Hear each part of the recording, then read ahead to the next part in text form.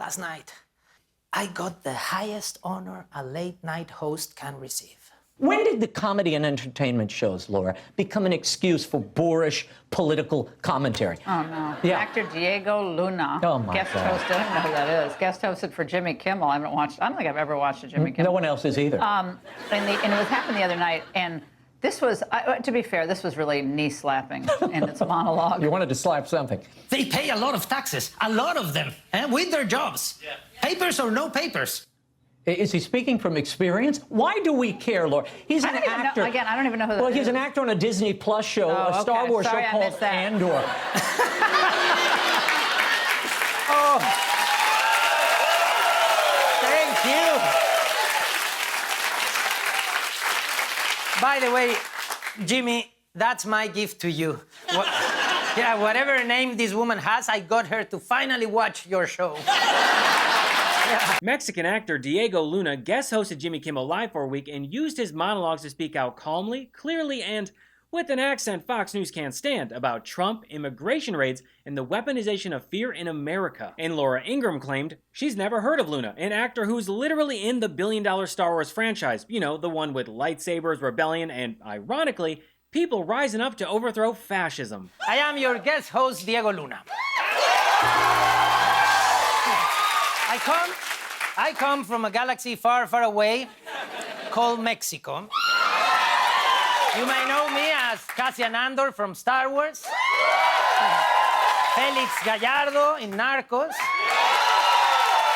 or as that guy your mom thinks is Pedro Pascal. I've never hosted a talk show before, but I will try my best. English is not my first language, so I hope you guys will help me if I get, what's the word, deported. On night one, Luna cut through the noise with humor, empathy, and no apologies. He called out Trump's inhumane and Gestapo-level immigration policies and spoke directly to the experience of Latinos in this country. And as a Mexican-American living here in Los Angeles, that message hit home for me and for many others in our community. With everything going on in this country around immigration and authoritarian policies of Donald Trump, it is no small thing that a Mexican is hosting such an important show. I spent long seasons working here, back when people still made movies in LA. Yeah. Until I felt alone and homesick. And just as I felt that, I immediately found a community that came out to support me, to show me their love and to remind me that something holds us together, our common roots. Yeah, the people that lifted me up were mostly people that had left their countries to find a new life, or the sons and daughters of immigrants that had come here in order to work and build a healthy, enjoyable, and dignified life away from their place of origin. A movement of that scale, that's not natural. Not unless something is very, very wrong in the place you're coming from.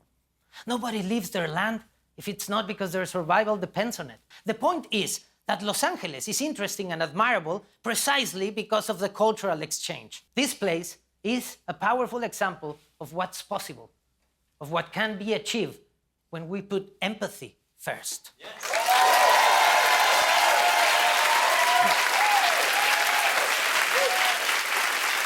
I have never been able to fully understand how it is that someone like Donald Trump is able to acquire this level of power. I always struggle to understand how his hate speech can take root in a country whose nature has always been a welcoming one.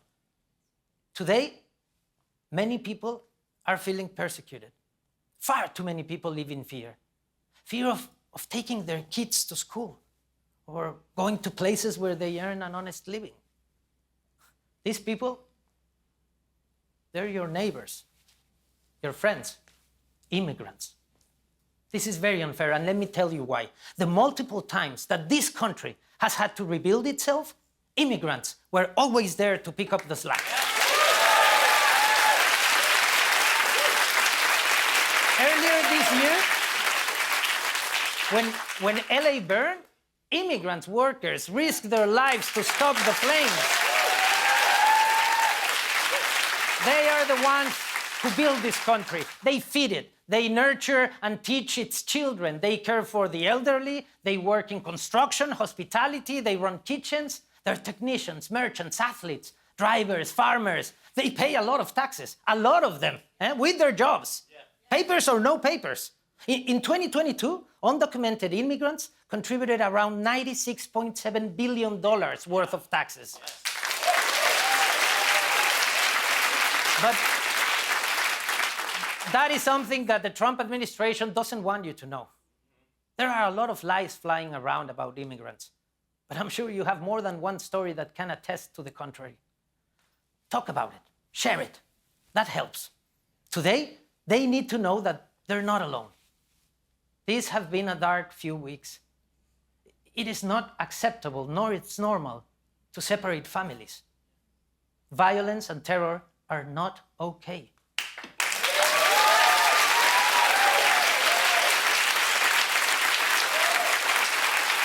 Immigrants need to know that their struggle is yours as well. Politicians have been dosing on this problem because it's easier than acknowledging it. Because this country benefits from the work of immigrants, but refuses to recognize their importance. That is what needs to change. It's about acknowledging the work of millions and how unfair it is that they have to live in hiding. The only solution is clear now, and it's been clear for decades. Give them a path to legal certainty. And it was that monologue that sent MAGA into a full-blown panic spiral. Because despite what MAGA thinks, immigration shouldn't be about tearing families apart or kidnapping people off the street. It should be about building a legal path for people who already live, work, and contribute here to stay in peace. You know, basic humanity, something Fox News treats like it's written in Spanish instead of American. Why do you think audiences would want this, Laura? They come to late night to relax, not to be inundated with ideological screeds. Okay, I just need to say something real quick. This guy over here who looks like the Timu version of Pee Wee Herman, that's Raymond Arroyo, a man whose father migrated to the United States from Central America. And now, he spends his time on right-wing TV shitting on Latinos like he's auditioning for a Tucker Carlson reboot. You know, it was really, obviously, it was hot today in D.C. And you know what it made me think of? Johnny Carson. It's hot now. It's so hot. How hot it was it? It was so hot, Ed was frying his egg on the roof of his car. But then he would say, the audience, how hot was it? I mean, but I mean, no one will ever touch Carson. No one. Letterman had his time and his moment. He was funny at that moment. But no one will touch Carson. And these guys couldn't hold his coat, okay? Couldn't hold a doily next to him. It's just ridiculous. But it's just not entertainment. It's not funny. And people want to relax at the end of the day. God. They don't want to be like this. Now, what Ingram and Arroyo either genuinely don't know or deliberately left out is what Johnny Carson did with his show and influence in 1968. Because that year, at the height of the civil rights movement, Carson handed over The Tonight Show for 5 nights to legendary singer and activist Harry Belafonte. He brought on Martin Luther King and Robert F. Kennedy, and for 5 nights, late-night TV became the spotlight for the civil rights movement. That wasn't just bold, it was unprecedented. So what Luna did this week wasn't just a celebrity cameo, it was a throwback to when artists used TV as a protest tool. So on his second night, Luna thanked everyone who tuned in, and even thanked the folks at Fox News for their review. I even got a review from Fox News. Yeah? How exciting is that? Come on. Narcos Mexico star trashes Trump immigration policies while guest hosting Kimmel. Yeah, I've done more than 70 movies and shows. I wonder why they choose the one where I play a drug dealer. Yeah, I wonder why. I mean, it's not like they'd ever do that to other non-white cultures, right? Oh wait, yes they would, because that's their whole brand. So as the second night started, Luna brought on comedian and writer Laurie Kilmartin playing an immigration lawyer to vet his Trump jokes for legality. But if Fox News is talking about it, that means I'm probably on Donald Trump's radar now. So I've taken a few extra precautions. I have my suitcase packed, ready to go in case I need to flee the country, you know. Tijuana is hours away. I've also hired an immigration lawyer. This is Laurie. She's going to listen to my monologue and tell me if I go too hard on Trump or the MAGA universe in general. Let's test it out, Laurie. Is that okay? Yeah. Knock, knock. Who's there? Eyes, everybody, hide! Yeah, that one's okay. Funny enough, Fox News did not air that punchline, but if they had, Laura Ingraham might have finally learned who Diego Luna is. Why does Donald Trump want to screw immigrants? Because the one he married won't screw him. Diego Luna then had the unfortunate duty of commenting on the unhinged things Trump is doing right now. This morning I went on Truth Social for the first time in my life. I felt dirty. I had to shower 4 times. Trump has been updating everyone on the situation in the Middle East. It is very complicated, but thankfully your president is a political genius. And really broke it down in simple terms. You know what? We basically have 2 countries that have been fighting so long and so hard that they don't know what the they're doing. Thank you, Mr. President. By the way, that's what many people say about him, right? He doesn't know what the he's doing. He does know what the he's doing. Yes. Trump was very disappointed in Israel and Iran yesterday because they didn't obey his rules on the ceasefire. There was one rocket that I guess was fired after the time limit. These guys got to calm down. I didn't like the fact that Israel unloaded. They didn't have to unload. Israel unloaded a lot. The biggest load that we've seen. When I say, okay, now you have 12 hours, you don't go out in the first hour and just drop everything you have on them. So I'm not happy with them. I'm not happy with Iran either. Well, yeah, I mean, you're the one who gave them 12 hours. This is not how you get people who are obsessed with war to stop fighting. These are addicts. You don't say, in 12 hours, you have to stop using cocaine. And to pass the time, here's a pound of cocaine, I'll be back tomorrow. You know? Okay, enough. Enough of Donald Trump. Yes. And that bull, I mean, or his poop, no? Let's say. I didn't realize how much sitting all day was dragging me down, both physically and mentally. I'd end my day feeling stiff and foggy and completely worn out. That's why I started using this episode's sponsor, Uplift Desk. It completely changed my routine and my well-being. It didn't just improve my posture, I'm also moving more, thinking clearer, and actually enjoying being at my desk. Great work starts with a great workspace. That's why Uplift Desk helps build premium ergonomic furniture designed to keep you moving, feeling good, and doing your best work. Uplift Desk helps you move more and sit less, which does wonders for your posture, circulation, and overall mood. I'm way more productive when I can easily switch between sitting and standing. It keeps me alert, energized, and creative. And I love the endless customization options with Uplift Desk. With over 200,000 configurations available, you can design your workspace to perfectly match your style and needs. I use my custom Uplift Desk every day when I'm researching stories and writing commentary for new episodes. And I love the Bamboo Motion Export. It gets me on my feet and helps boost my energy while improving circulation. Your workday doesn't have to leave you feeling worn out. Go to upliftdesk.com/Gabe and use code Gabe to get 4 free accessories, free same-day shipping,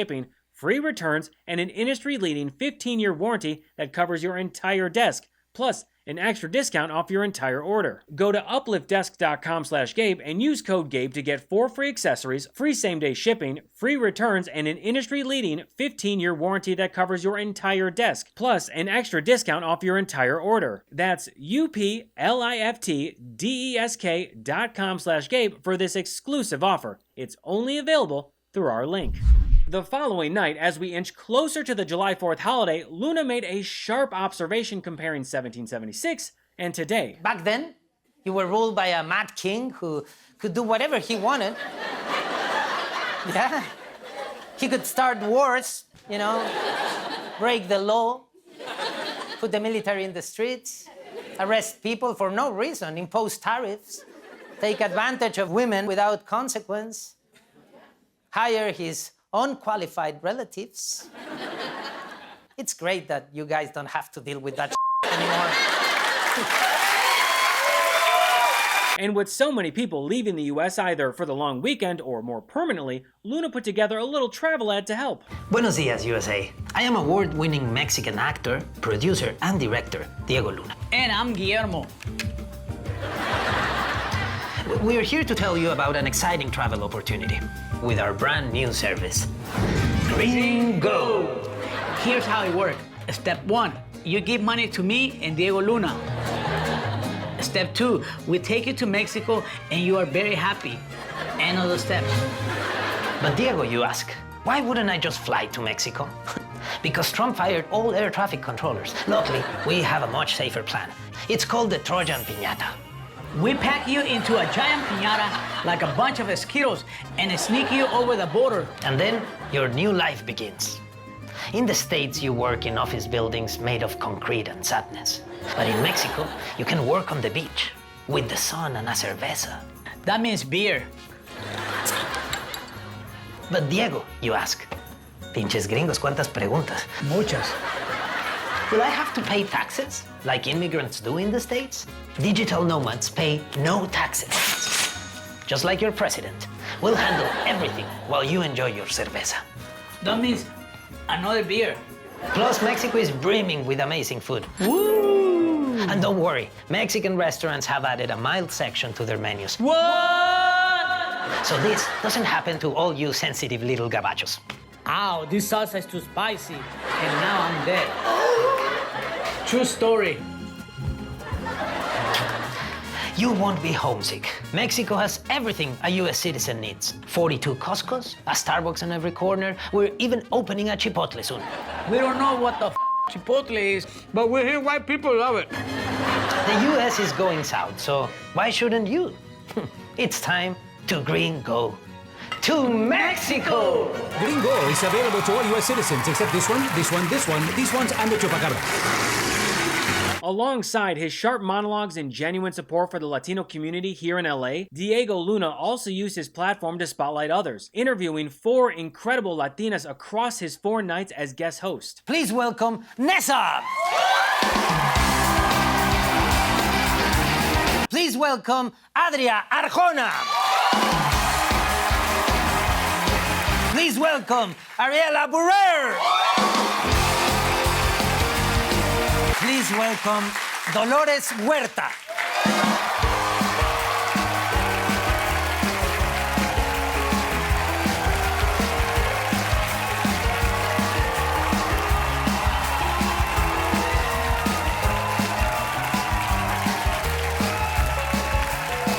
He showcased their talent, honored their work, and gave them the space to shine on a national stage. But the moment that stuck with me the most was his interview with legendary civil rights icon Dolores Huerta.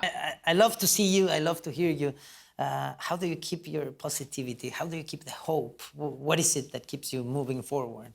Well, I have seen over the years, over the decades that I've lived, that you do see change. It takes a long time sometimes, but the one thing that we know is that change happens when people are the ones that make it happen. Otherwise, it doesn't happen, and that's what we're seeing now. And after this dark period, we're going to see other things the things that are missing in our government, in our society, are going to happen. And as the poet Pablo Neruda said, you know, you can cut all the flowers, but you can't hold back the spring.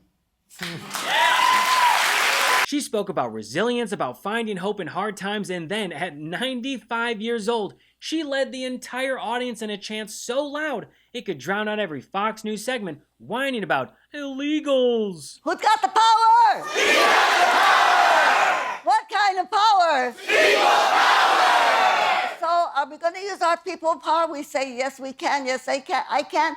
Si se puede. Let's do it all together with an organized hand clap. Yes. Let's go. Si se puede. Si se puede. Si se puede. Si se puede. Si se puede. Si se puede. Si se puede. Si se puede. Si se puede. Si se puede.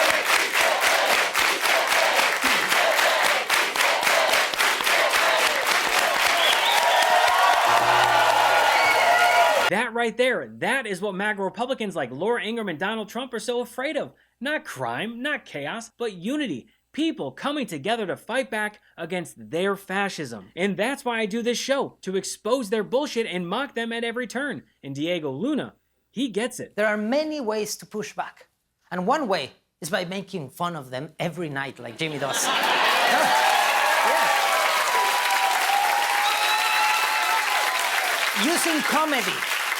Using comedy to defend freedom.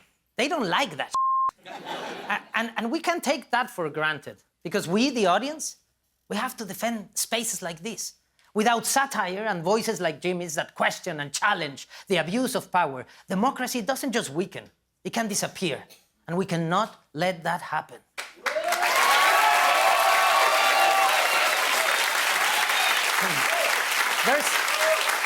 There's a lot the rest of us can do as well. like voting and volunteering and marching. Because you know what else these strong men really don't like? To be unpopular. There's another No Kings protest on July 17th. So, yeah, I mean, if you're not going to a Kid Rock concert that day, maybe you can check it out. Go out, by making your voice heard, you won't just make the United States of America great again. You'll help to make the world a little better. What Was That exists because of viewers like you. With billionaires controlling the media and misinformation everywhere, supporting real reporting matters now more than ever. Become a paid subscriber today at whatwasthat.show for more episodes, articles, and breakdowns. I'm fully independent, so your support helps run this one-person production. Prefer to listen while you're on the go? What Was That is available on all major podcast platforms. Apple, Spotify, you name it. Until next time, I'm Gabe Sanchez, and this has been What Was That?